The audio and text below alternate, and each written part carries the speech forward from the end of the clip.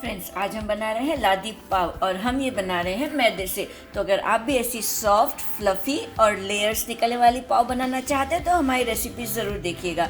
अगर आपने हमारे सब स्टेप्स फॉलो किए तो ये गारंटी है कि आपकी पाव भी ऐसी ही सॉफ्ट और फ्लफ़ी बनेगी। तो चलिए बनाना शुरू करते हैं। लादी पाव बनाएंगे हम इस बोल में, जिसमें हम इस पाव की पूरी मिक्सिंग करेंगे। तो उसमें हम सबसे पहले डाल रहे हैं 2 कप मैदा और इस मैदे को हम छान के डाल रहे हैं। वैसे आप मैदे को बिना छाने भी डाल सकते हैं, आपकी ब्रेड तो सॉफ्ट बिल्कुल बनेगी ही बनेगी। लेकिन अगर आपने उसे छान के डाला तो आपको मिक्सिंग करते वक्त, इसका डो बनाते वक्त ईजी होगा, लम्स ईजिली फॉर्म नहीं होंगे और आपकी ब्रेड थोड़ी सी ज़्यादा फ्लफ़ी बनेगी क्योंकि उसमें एयर पॉकेट्स बन गए हैं। तो ये गया बोल में 2 कप मैदा। अब इसमें डालेंगे रिफाइंड ऑयल। रिफाइंड ऑयल डाल रहे हैं करीबन 2.5 टेबल स्पून, आप 3 टेबल स्पून तक डाल सकते हैं।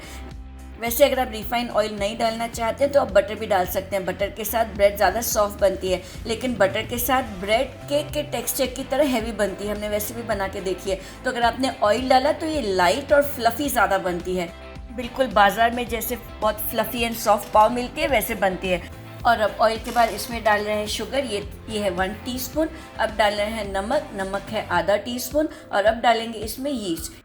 हम जो डाल रहे हैं ये इंस्टेंट यीस्ट। देखिए, इंडिया में 2 प्रकार की यीस्ट बहुत ही पॉपुलरली मिलते हैं। एक होती है ड्राई एक्टिव यीस्ट और एक होती है इंस्टेंट यीस्ट। जो इंस्टेंट यीस्ट होती है उसे आप डायरेक्टली ऐसे आटे में डाल सकते हैं जैसे हम डाल रहे हैं। लेकिन अगर आपके पास ड्राई एक्टिव यीस्ट है तो उसे पहले एक वार्म लिक्विड में, दूध में, पानी में 10 मिनट तक प्रूफिंग करनी पड़ती है। तो आप वैसे देख लीजिए आपके पास कैसी यीस्ट है।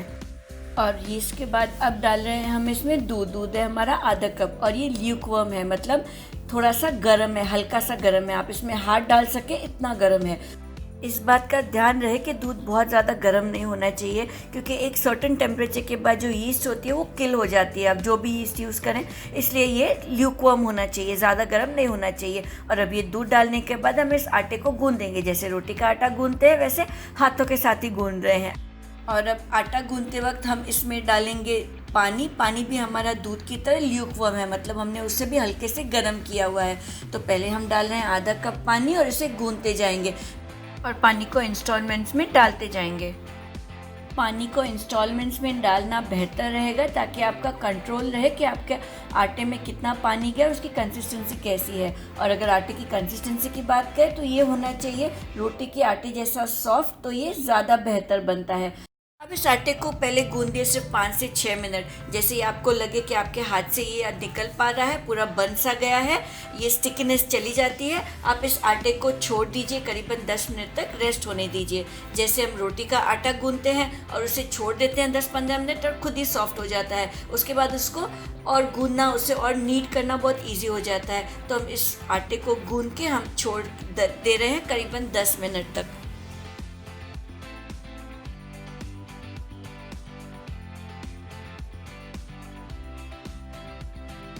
और अब 10 मिनट रेस्ट के बाद हमने इस आटे को वापस गूंदना है और इसे गूंदना है फिर से 5 से 6 मिनट। आटे का जो डो है वो बिल्कुल ही सॉफ्ट और स्मूथ हो जाना चाहिए। अगर ये स्मूथ नहीं होगा तो आपकी ब्रेड भी वैसी ही बनेगी, उसमें स्मूथनेस नहीं दिखेगी। तो इस आटे को हम गूंद रहे हैं, इसे बस 5 से 6 मिनट गूंदना है।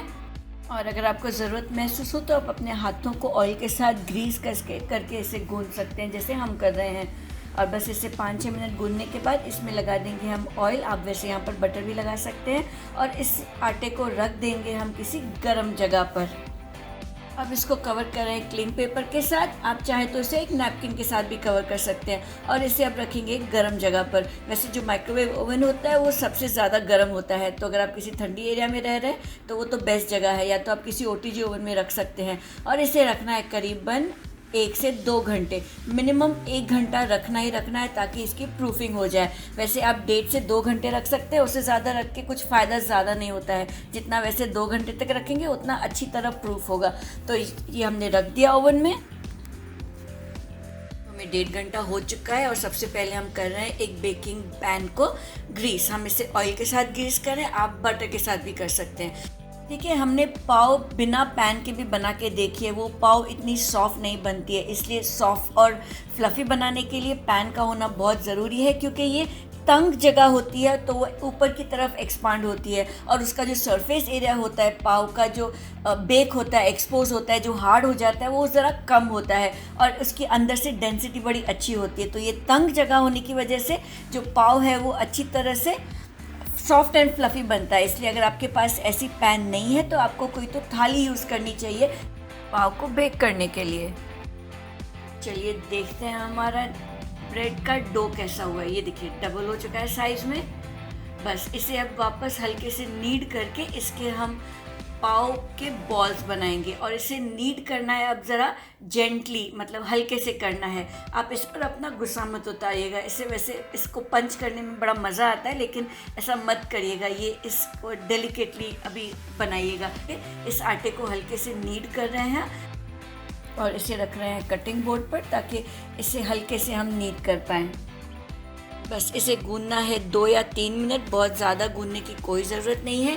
और इसे एक बड़ा सा बॉल बना के इसे हम काटेंगे और इसके 8 पीसेस बनाएंगे। ये करने का रीज़न सिर्फ यही है कि हमारे जितने भी पाव हैं इक्वल साइज़ में बने तो बेहतर रहेगा। बस अब हर एक पीस को बॉल का शेप देके हम इसे रख देंगे पैन में। हम दे रहे हैं एलोंगेटेड बॉल का शेप, क्योंकि हमारी पैन की शेप वैसी है, उसमें 8 के 8 आ जाएंगे। तो ये बन गया हमारा पहला पाव। अब दूसरे बना रहे हैं। इसी के साथ हम ऐसे ही 8 बना देंगे और रख देंगे।